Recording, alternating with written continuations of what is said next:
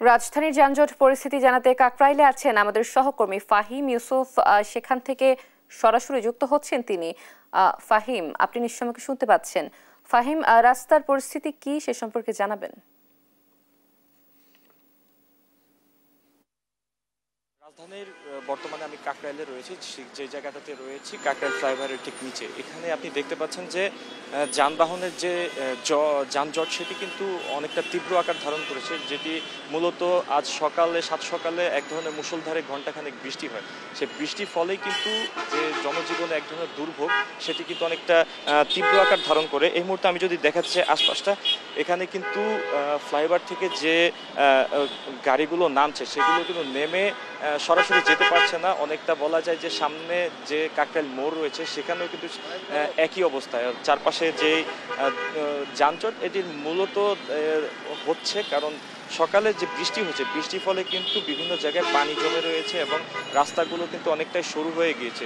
সে কারণেই কিন্তু গাড়ির যে নিয়মিত চলাচল সেটি কিন্তু অনেকটা ব্যাঘাত হচ্ছে। এছাড়া বিভিন্ন জায়গায় অনেকটা খানাখন্দ থাকার ফলে কিন্তু এই যে যানজট এটি কিন্তু তীব্র আকার ধারণ করে। আমরা যেটি দেখতে পেয়েছিলাম আজকে সকাল থেকে কিন্তু ভোরবেলা থেকেই আকাশে অনেকটা মেঘাচ্ছন্ন থাকে এবং পরে কিন্তু অঝোরে বৃষ্টি হয় প্রায় 2 থেকে আড়াই ঘন্টা। সেই বৃষ্টির কারণে কিন্তু রাজধানীর বিভিন্ন স্থানে পানি জমেছে এবং পানি জমার কারণে কিন্তু রাস্তাগুলো সরু হয়ে গিয়েছে এবং সেখানে কিন্তু যানজটের সূত্রপাত।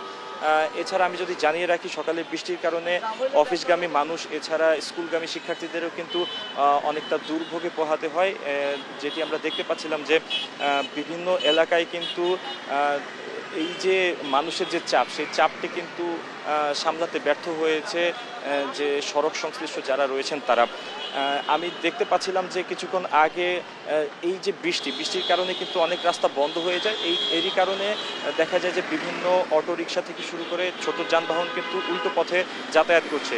সেই উল্টো যাতায়াতের ফলেও কিন্তু এই যানবাহনের অতিরিক্ত যে ভিড় সেটি কিন্তু বেড়ে যাচ্ছে, যানজট সৃষ্টি হচ্ছে। এই কৃত্রিম যানজট কিন্তু সহজে ছাড়ছে না, যার কারণ মূলত এইগুলোই যে ঘুরে ফিরে যে মানুষের মধ্যে এক ধরনের সচেতনতার অভাব লক্ষ্য করা গেছে। অনেকেই কিন্তু উল্টো পথে গাড়ি চালাচ্ছিলেন, যেটি আমরা দেখতে পেয়েছি।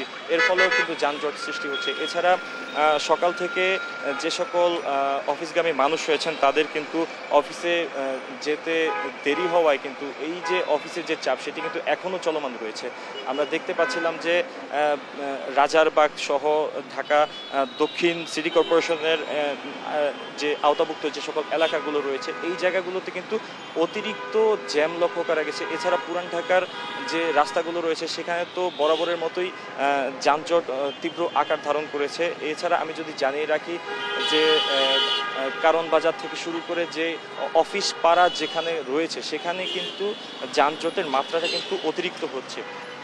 এই মুহূর্তে আমি ঠিক যে জায়গাটিতে দাঁড়িয়ে রয়েছি কাকরাইল, এই কাকরাইলে কিন্তু মূলত কিন্তু যানজটের মূল কারণটা এখানেই যে সকাল থেকে যে সকল অফিস স্কুলগামী মানুষজন রয়েছে তাদের কিন্তু যাতায়াতে দেরি হওয়ার ফলে অনেকটা বলা যায় যে বিঘ্ন হওয়ার ফলে দেরি হয়েছে। সেই কারণে কিন্তু এই যে সকালের যানজটটি কিন্তু এখনও চলমান রয়েছে।